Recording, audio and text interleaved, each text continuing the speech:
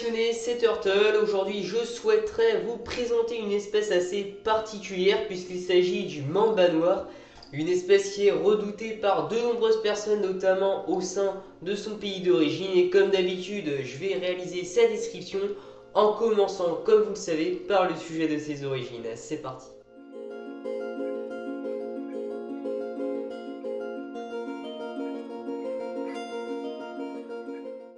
Donc le mamba noir a été découvert en 1864.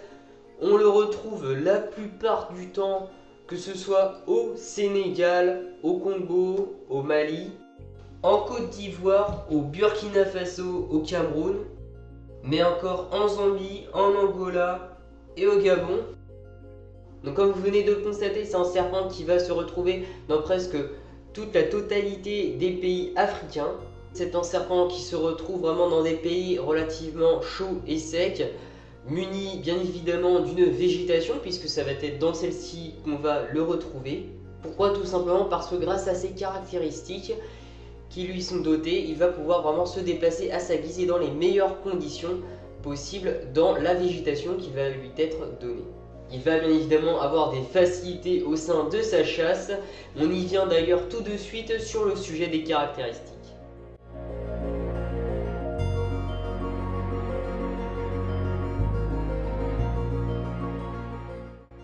Ce qui est de ses caractéristiques, le mamba noir, son nom lui est donné non pas par sa couleur extérieure, tout simplement pour la couleur intérieure, puisque en effet quand il va ouvrir sa bouche, l'intérieur de sa gueule va être entièrement noir, donc ça va être une technique d'intimidation, que ce soit de ses prédateurs ou pour ses proies.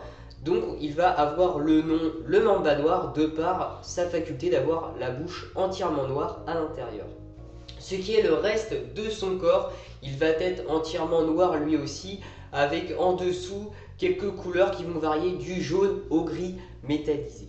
Ce qui est de sa taille, le mamba noir peut être l'un des plus grands serpents venimeux d'Afrique, puisqu'en effet, il va atteindre une taille comprise entre 2,50 m et 4 mètres de long, donc ça va être vraiment un serpent assez grand, et notamment avec une longévité de 20 ans. Ce qui est de son régime alimentaire, c'est un serpent qui va autant apprécier les oiseaux que les rongeurs. Il va également, dans certaines occasions, manger d'autres œufs de serpent.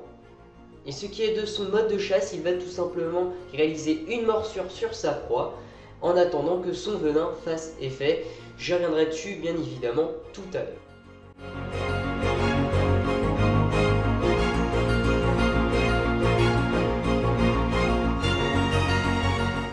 Ce qui est de son comportement, le mamba noir ne va pas hésiter à se montrer agressif s'il se sent menacé ou tout simplement pour défendre son territoire. Donc c'est relativement rare qu'un humain se fasse mordre par ce serpent, mais néanmoins c'est une espèce qui peut se montrer relativement méchant puisqu'il ne va pas hésiter à attaquer et aller à des territoires autres que le sien.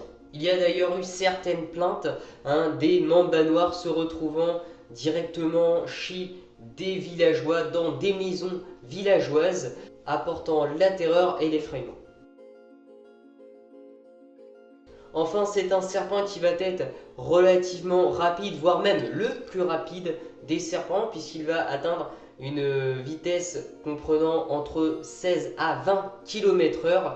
Donc ça va être vraiment une vitesse relativement intéressante et rapide, notamment par rapport à sa taille, qui, je le rappelle, peut atteindre jusqu'à 4 mètres de longueur.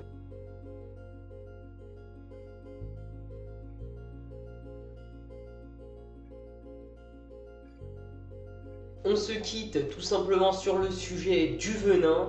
En effet, le mamba noir possède un venin très puissant et il va d'ailleurs l'utiliser à très forte dose sur ses victimes. D'ailleurs, son venin qui va contenir des neurotoxines et des cariotoxines va directement s'attaquer au système nerveux et au cœur. Donc au début, la personne va tout simplement ressentir une douleur autour de la zone où le mamba lui aura mordu.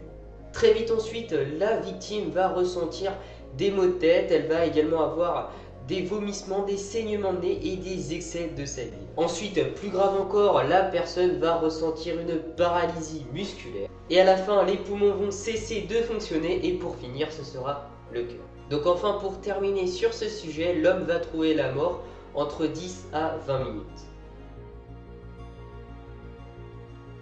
Donc la description du mamba noir est terminée, je vous remercie de l'avoir visionné. N'hésitez pas à me donner certaines espèces, que ce soit de tortues ou de reptiles, dont vous souhaitez que je fasse leur description. N'hésitez pas également à me poser certaines questions, que ce soit en commentaire ou sur les réseaux sociaux. Je vous dis à bientôt, portez-vous bien, allez, salut les passionnés.